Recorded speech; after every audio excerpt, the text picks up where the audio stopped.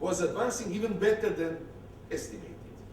Hungary, which is in close vicinity, was somewhere around the estimated values, and only one country in the Southern Balkan was relatively at the level which was expected, that is Albania, but Albania has so many specific features that you cannot easily explain that case. All other countries were lagging, with one here, Serbia, which was called at that moment for Federal Republic of Yugoslavia, staying with Montenegro together, had an excessive lag behind all these results that come from the estimation. But what do these results point at, generally, more generally? We could remark, of course, that the Balkan countries, except Slovenia and Albania, were beneath the estimated level. If transition progress we take as an indigenous value. However, remark that they would have different GDPs anyway due to different inherited conditions. The absurd lag that we have seen in all Balkan countries could have been easily explained if we had added some other variables in the model. I have counted here, but for time I will drop this. You can blame bad policies directly only in Serbian case. All other cases have some other explications. So that is also an interesting point. On the other hand, I said Slovenia performed even better, and what could be an explanation? So I will go now to Slovenian case.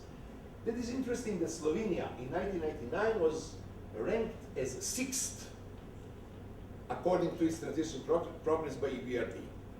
In 2007, it is even 10th in these tables, which is to say that advocates of a speedy transition do not see Slovenia as a very prospective country. And this was to say that Slovenia was not particularly fast in the reforms. And according to policy argument, that would lead us to a conclusion that performance should be poor in that country. However, Slovenia achieved its pre-transition GDP per capita level as a second in the group of all transition economies, after Poland only.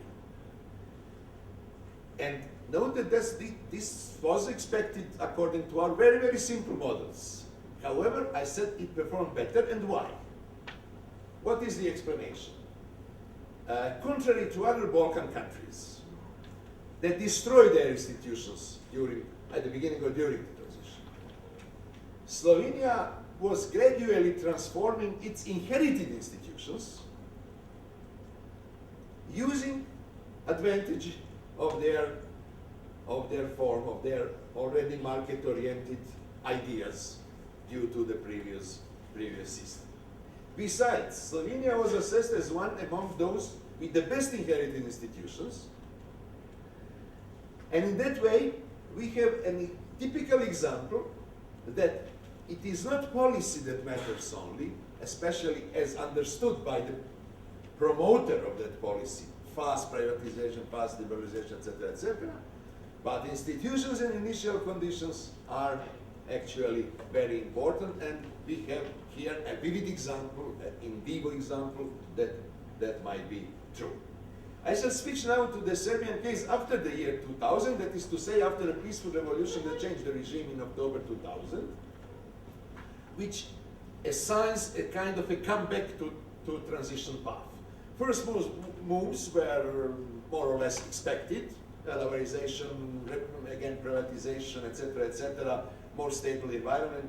First results in first 2 years were good.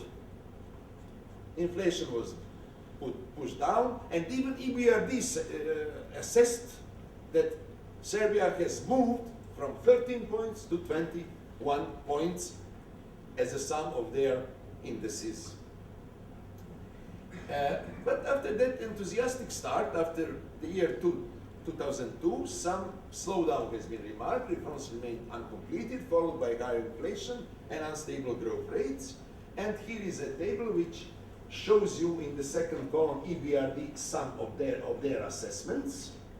And I made here in the third column kind of an index numbers. So you can see that in 2001, 2002, there were fast changes, relative fast, and after that, everything was slowing down. And in the fourth column, we can see that so almost 60% of 85%, say, changes taken during this period, 2000, 2008, that is 2/3, were done in the first 2 years. What that has to do with general environment assessment? It has to do with something. It coincides with the assassination of the Prime Minister in 2000, at the beginning of 2003, and a certain political instability, and that is to say, poor institutions actually. After that, we had 5 elections in 5 years.